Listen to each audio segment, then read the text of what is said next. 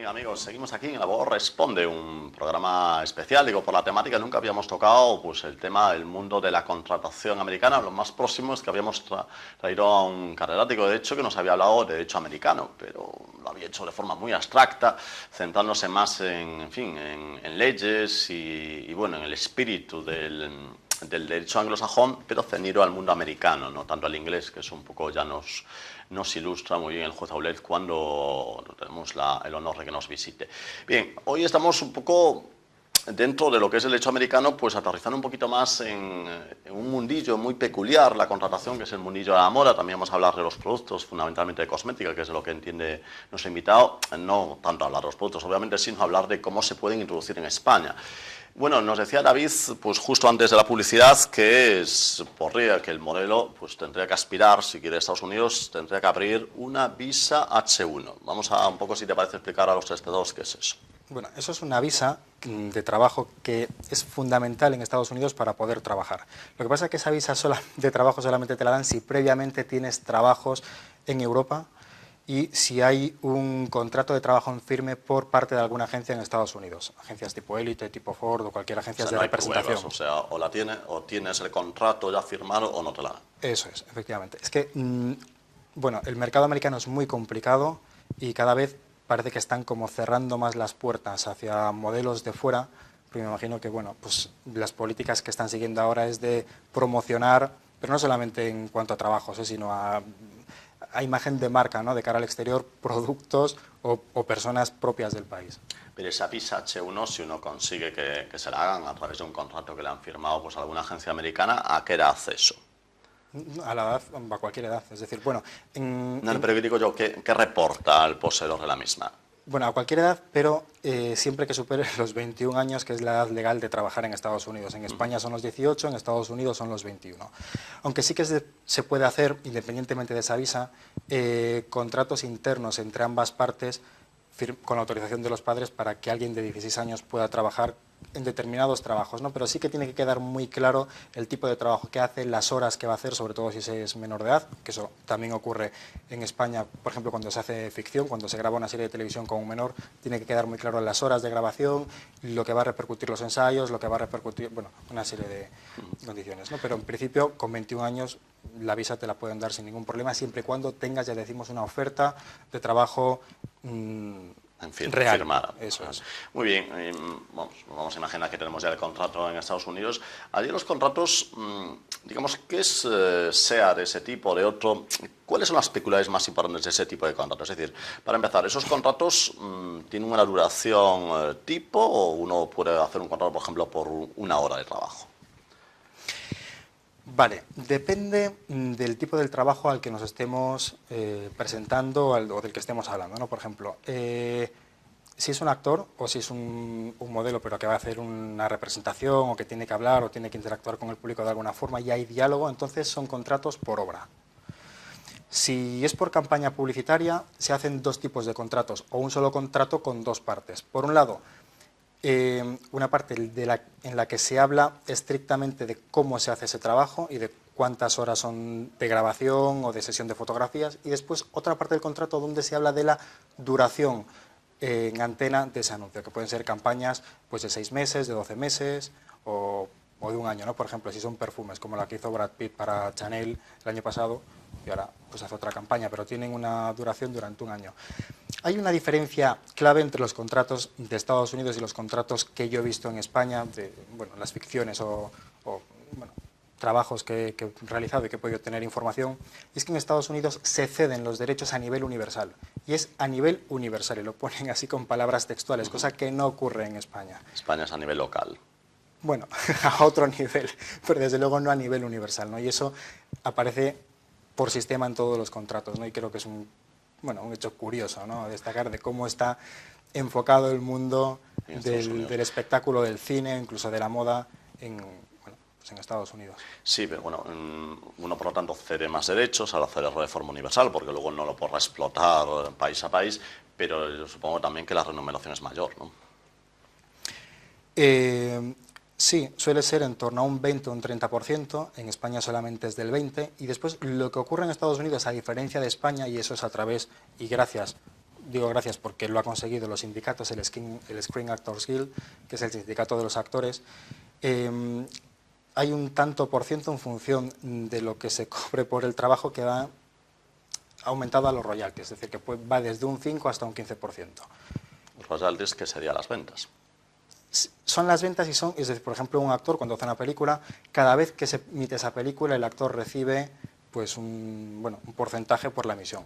Pero emisiones que estamos hablando que pueden ser desde una cadena o cuando vas en el avión y te ponen pues una determinada película.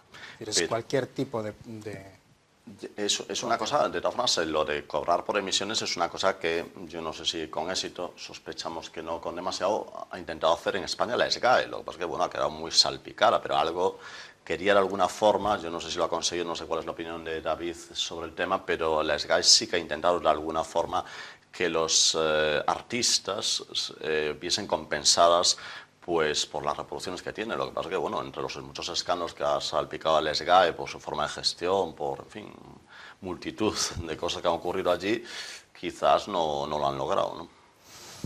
Sí, hombre, es cierto que en España sí que vamos un paso quizás más hacia atrás o vemos el mercado con otra perspectiva. Ocurre lo mismo con la Casa de Actores, con la Unión de Casa de Actores, que es un poco el equivalente al Screen Actors Guild, ¿no?, en Estados Unidos. Lo que pasa es que en el caso de los actores está más enfocado a la formación que no a la representación, ¿no?, o al representarlos a nivel legal, cosa que sí que ocurre en Estados Unidos. Y una persona no puede trabajar en Estados Unidos si no es miembro del Screen Actors Guild, y la verdad es que es muy difícil entrar allí. Se puede entrar por 3 vías, o bien porque te den un trabajo principal, o bien porque tengas un trabajo secundario, pero entonces tienes que tener 19 apariciones en series de televisión o 50 en cine, o bien la otra forma es porque estés afiliado o asociado a otro sindicato o alguna otra sociedad vinculada al Screen Actors Guild, ¿no?, ya sea, por ejemplo, la Academia de Cine de Hollywood o, bueno, pues cualquier otra. O sea, que es un club, pues, Hay claramente 3 formas, restringido. pero sí, es decir, pero bueno, tienes que haber demostrado que tienes contratos y que has trabajado, bueno, pues en ese sector. Pero por la gente que yo conozco que está en Estados Unidos, la verdad es que están muy contentos de cómo funciona, porque funcionan más como una asesoría legal que no como un sindicato Al uso. Eso es. Muy bien. En Estados Unidos, cuando uno acaba un contrato, sea de lo que sea, ¿tiene aquí como en España una indemnización o esa figura es más europea o incluso española que americana? Es una figura europea solamente en casos muy concretos donde ya estamos hablando de top models o de actrices consagradas tipo Angelina Jolie o Nicole Kidman, es decir, que ya no necesitan ni de sindicatos ni de agencias, es decir, ya hacen proyectos exclusivamente para ellos. Entonces ahí sí que las cláusulas son diferentes, son muchísimo más agresivas, pero también hay más beneficios, ¿no? Y más, bueno, hay como más facilidades de cara al actor, ¿no?, y para que salga beneficiado, pero no solamente en las horas de trabajo y en el sueldo, sino en todo lo que lleva la imagen de marca del actor durante la promoción de la película. Y hablando de la promoción de la película, me gustaría destacar también que los contratos en España normalmente se hacen solamente de cara o a nivel profesional, y en Estados Unidos se hacen una parte profesional y otra parte de la vida privada. Me acuerdo de una cláusula de Universal para Eva Longoria en el que decía que no podía tener hijos durante la grabación de la última temporada de Mujeres Desesperadas, porque por guión pues no podía verse embarazada, ¿no? Cosa que, bueno, en España, con lo sensible que es a veces la opinión pública, es que crearía un gran revuelo, y ahí se ve como normal, ¿no?, el hacer ese tipo de cláusulas. Muy bien, por lo tanto, digamos que el mundo del cine, el espectáculo, bueno, en general todo el mundo contractual se beneficia un poco de una gran flexibilidad contractual, ¿no?, que es un poco lo que en algunos casos se demanda mucho en España, ¿no?, que haya más flexibilidad, ¿no?, porque aquí en muchos casos se quejan las empresas de que es muy rígido, ¿no?, el contratar, ¿no? No, en Estados Unidos hay un contrato tipo, digamos, que es para modelos o para actores, bueno, que no tienen imagen de marca, pero después cuando uno empieza a tener un nombre artístico o un posicionamiento de imagen de marca personal, entonces los contratos se hacen muy ajustados a cada personaje o a cada perfil, ¿no? Y los contratos han variado mucho desde que yo empecé a trabajar en esta industria. Al principio solamente se ponía el nombre de la persona y ahora ya bueno, se exige, ¿no?, que se ponga el nombre de la persona conocido con el nombre artístico como tal, para que no haya ninguna duda de que se está contratando a una persona, pero contratas los servicios del personaje. Es un poco como Raquel González y Raquel Welch, ¿no? Antonia Fernández Abad y Sara Montiel, o Pilar Cuesta y Ana Belén. Es decir, ese desdoblamiento del personaje que antes no figuraban en los contratos en Estados Unidos y que ahora ya se queda muy claro o de una forma muy explícita en los contratos, ¿no? Por temas de créditos y de derechos de imagen. Muy bien, por lo tanto, bueno, que suponemos que a lo mejor con el tiempo será lo que se implantará en España. Supongo. A largo plazo, quizás. No en el plazo inmediato.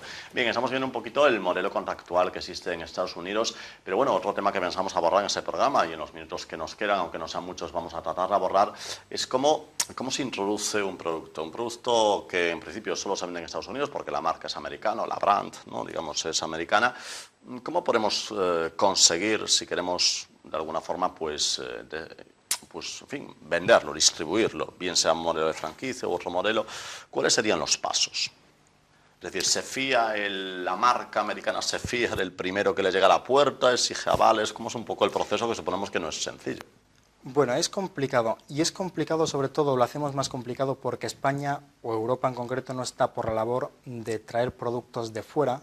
Sin embargo, tampoco te dan facilidades para que los productos se realicen, o sea, se fabriquen en España o se fabriquen en Europa. De hecho, solamente hay 3 laboratorios realmente homologados en Europa para hacer productos cosméticos, que están en Italia y en Alemania. Nosotros fabricamos en 2 de ellos. Ahora trabajamos con 9 laboratorios, 2 de ellos son europeos, el de Italia y el de Alemania.